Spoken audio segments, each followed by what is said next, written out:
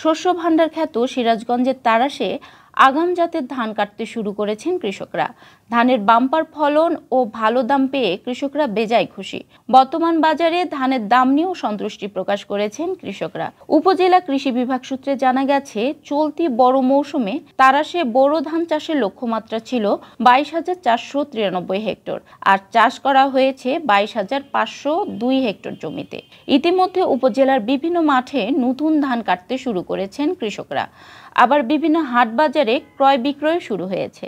তারাশ উপজেলার বারুহাঁস, রানীরহাট, তালম, দেশিগ্রাম, কাটাগাড়ি সহ বিভিন্ন হাট বাজারে খোঁজ নিয়ে জানা যায়, চলতি সপ্তাহে বিভিন্ন হাট বাজারে নতুন কাঁচা ধান কাটারি প্রতি মন 1200 থেকে 1300 টাকা, মিনিকেট 1000 থেকে 1100 টাকা মনে বিক্রি হচ্ছে। তবে নতুন ধান কাটা শুরু হলেও হাট বাজারগুলোতে চালের বাজারে এর প্রভাব নেই। উপজেলার ধামাইনগর ইউনিয়নের সরাতলা গ্রামের ফিরোজ আহমেদ জানান, এবছর আমাদের এখানে ধানের বাম্পার ফলন হয়েছে। ইতোমধ্যে আগাম জাতের ধান কাটা শুরু করেছি। অন্য বছরের তুলনায় এবারে ধানের ফলন বেশি হয় আমরা সুখের মুখ দেখছি। হাটবাজারে ধানের দামও ভালো।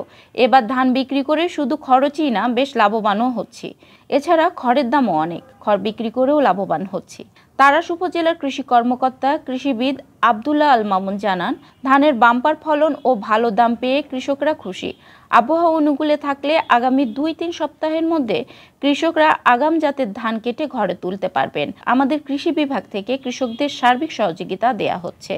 ইতিমধ্যে এবছরে আবহাওয়া আমাদের অনুকূলে থাকার কারণে কৃষকরা নির্বিঘ্নে তাদের বোরো ধান আবাদ করেছে এবং কর্তন শুরু করেছে। তো আগাম যে ধানগুলো ছিল, বিশেষ করে আমাদের কাটারি 29, এই ধানগুলো কাটা শুরু হয়েছে।